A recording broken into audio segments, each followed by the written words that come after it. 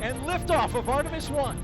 We rise together back to the moon and beyond.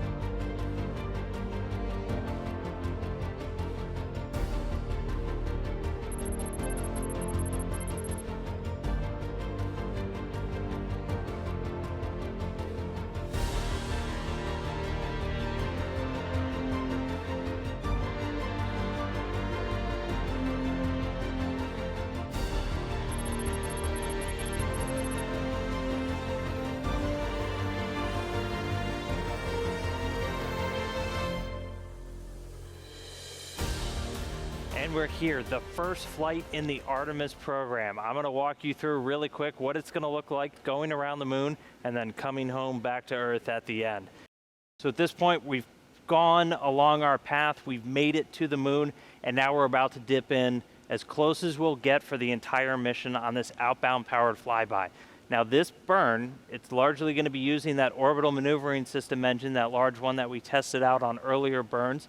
And it's also going to be using the auxiliary thrusters. We've got some reaction control ones to help control our attitude. But what this is really designed to do is to get us around the moon and start heading into distant retrograde orbit, or DRO. That's this dotted line that you can see up here. This is really where we're going to learn about Orion while we fly around the moon, about 38,000 miles off the lunar surface. And we call it retrograde as the moon is heading in that direction. Orion will be heading in this one, opposite retrograde.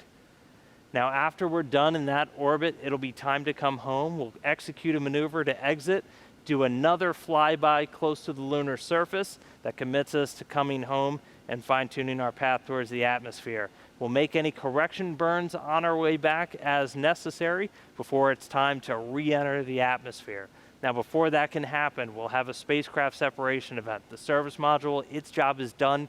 It breaks away, ends up burning up in the atmosphere after carrying Orion to the moon and back.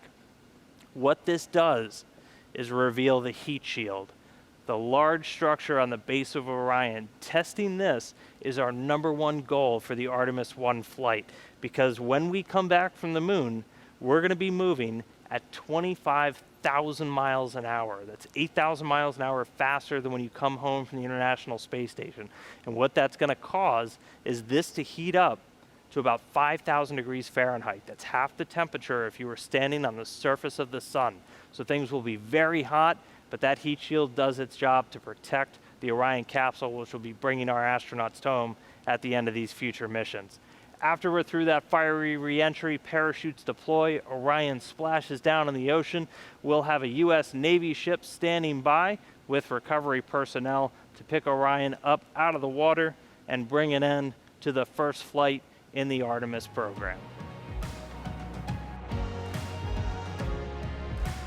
The Artemis 1 mission continues with these upcoming operations.